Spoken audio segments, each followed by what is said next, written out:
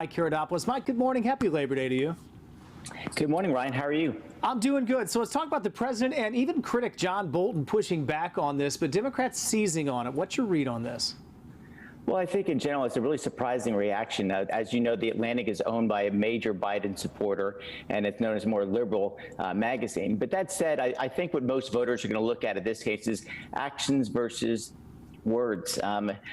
It sounds to me like the allocations are untrue, but what it really has come down to is that the reason that President Trump is running in part is to strengthen the military. He has a lot of support in the military because of the success, of course, first in the Middle East, and most importantly, reviving let's just say, the enthusiasm within the military as well. They feel like a commander-in-chief is truly on their side.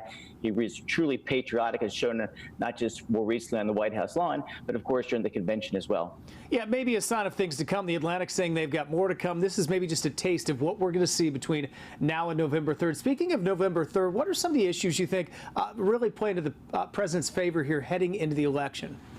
Well, what we've really seen since the conventions began is a real seismic shift in the political environment. With the riots and other things going on, you've seen the race get a lot tighter, especially in those key states, what we would call the Big Ten Conference, from our last conversation last week, meaning Minnesota, Michigan, Pennsylvania. These are going to be the key states that will ultimately decide this election.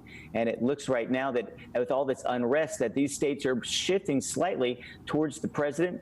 At the very least, what was not a competitive race in the state like Wisconsin just a few weeks ago is now very tight. And so this, coupled with the improved economy we saw this week, the unemployment rate dropping to about 8.5%, jobs continue to come back. And the great news for all of us, of course, is that the coronavirus is clearly waning. The number of deaths in Florida are down dramatically. And so I think all these things combine to a super tight race and will mean that states like Florida and North Carolina, like we talked about, will be very important. And you and I speak every week. We can't wait for the debates because that's where the real contrast will be shown.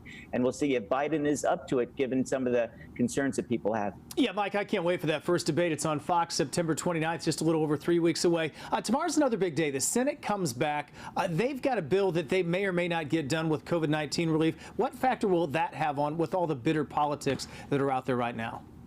Well, I think more than ever, people want to see people come together. We see so much disappointment in the year 2020 in general, and these horrible riots and the interactions between Republicans and Democrats, to put it simply, have been pretty ugly. We want to see our country work again, and I hope that the Senate can work out something so that we all have success. I mean, people want action. They're tired of politics, and I think that if the Senate can cobble together a deal that both Republicans and Democrats agree on, that's good for the country. With the strife and everything else, has never been a positive. And people want some good news for a change. We're just not seeing much in general. We're not, for sure. Mike, got to leave it there. I know next hour we're going to touch on some state politics. Always appreciate the insight. Thanks for joining us this morning. Thank you, Ryan. That is Mike Haridopolos, former